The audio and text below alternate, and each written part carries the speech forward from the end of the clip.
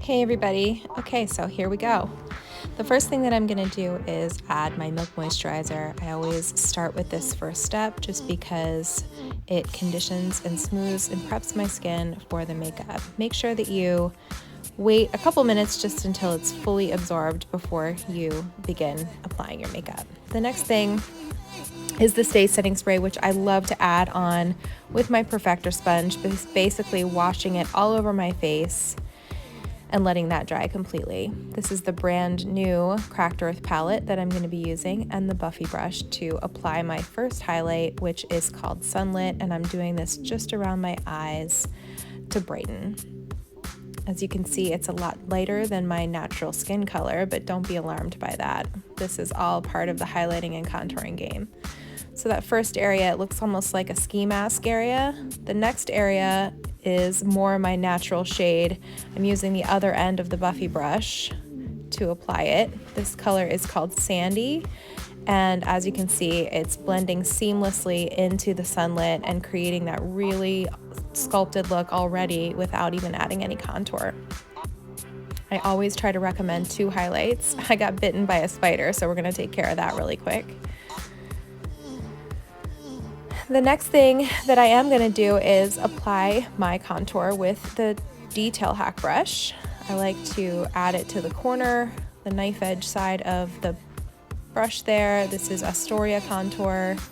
It's a really beautiful ashy color around the edges of the forehead, and then most importantly under the cheekbones. I just kind of like to stipple it on, and then I'll go back and buff it in with that nice flat end.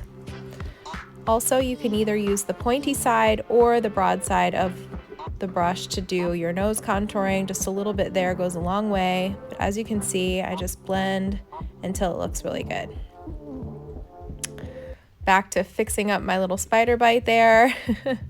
Get that under control. All right, finally, we're gonna go in with Saffron and the B² brush. I am obsessed with this lip and cheek. I have been using it on repeat. I know it looks really crazy and scary and red in the tin, but it is awesome. It just buffs out beautifully and looks like the most beautiful flush cheek stain.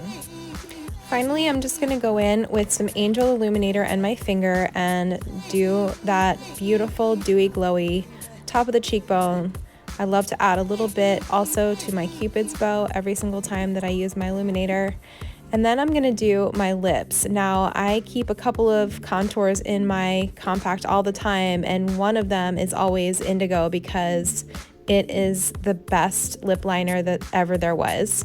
I know that I use Astoria on my brows and on my cheeks as my contour, but still having that extra tint of Indigo is totally worth it in my opinion. Then I'm going to spread on some of my favorite lip color called Sadie. When you mix it with the Indigo, it's just the most beautiful lip, natural lip that there really is.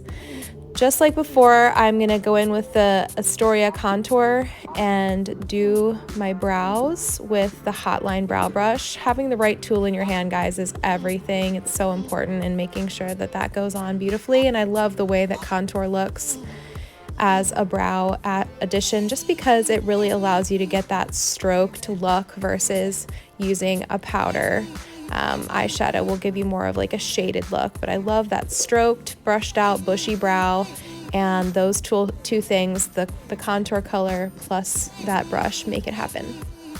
Okay, the next thing I'm going to do is we're going to get going on the eyes. I'm using Bubba and just the big fluffy side of the eyeshadow everything brush. As you can see, I'm sort of windshield wipering it right in my crease, making it nice and big and fluffy.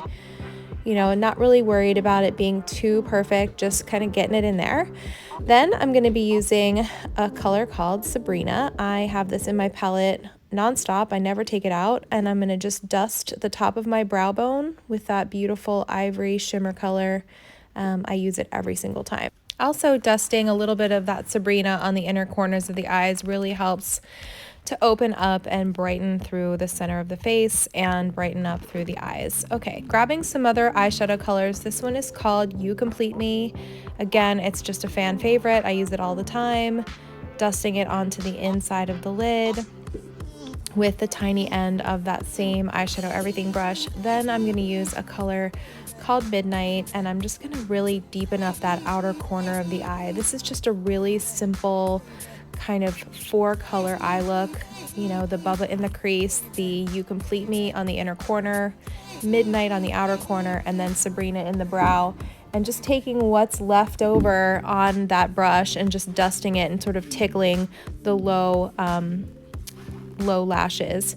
Just to deepen up that crease, I decided to pick up some Zion, which is sort of a bricky red color, just to make that depth of that crease color where Bubba was just a little deeper. And then I'm just going to swish a little bit of that Zion with the fluffy side onto the underneath side of those lashes and just kind of darken and deepen up that eye look. You can really go to town adding more or less of that Zion or more or less of the Midnight color to take your look from a daytime look to a nighttime look. But I'm really satisfied with how this is right here. Just adding some mascara. I think I'm using my favorite, which is Buxom, and then finally hosing myself down as much as possible with that Says setting spray.